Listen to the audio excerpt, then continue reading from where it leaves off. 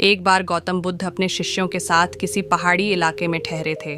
शाम के समय वह अपने एक शिष्य के साथ भ्रमण के लिए निकले। दोनों प्रकृति के मोहक दृश्य का आनंद ले रहे थे। विशाल और मजबूत चट्टानों को देख शिष्य के भीतर उत्सुकता जागी। उसने गौतम ज़ारो बुद्ध से पूछा, गुरुजी, इस युग में सबसे शक्तिशाली चीज़ कौन सी है? अग्नि, पानी, चट्टान? इस पर गौतम बुद्ध ने थोड़ा सा मुस्कुराए और फिर उत्तर दिया, अब तुमने पूछ ही लिया है तो अब इस प्रश्न का समाधान भी जान लो।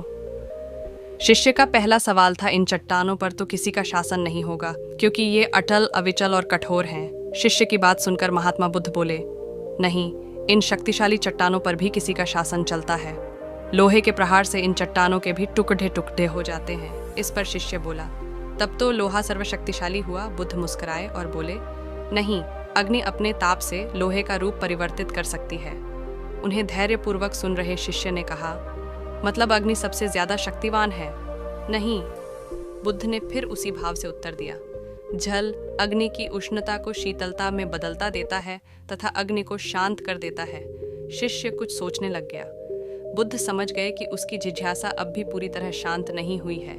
शिष्य ने फिर सवाल किया, आखिर जल पर किसका शासन है? महात्मा बुद्ध ने उत्तर दिया, वायु का वेग जल की दिशा भी बदल देता है। शिष्य कुछ कहता उससे पहले ही बुद्ध ने कहा, अब तुम कहोगे कि पवन सबसे शक्तिशाली हुआ।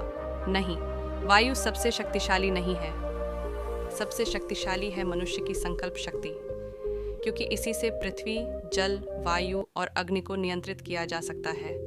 अपनी संकल्प शक्ति से ही अपने भीतर व्याप्त कठोरता, उष्णता और शीतलता के आगमन को नियंत्रित किया जा सकता है। इसलिए संकल्प शक्ति ही सर्वशक्तिशाली है। जीवन में कुछ भी महत्वपूर्ण कार्य संकल्प शक्ति के बगैर असंभव है।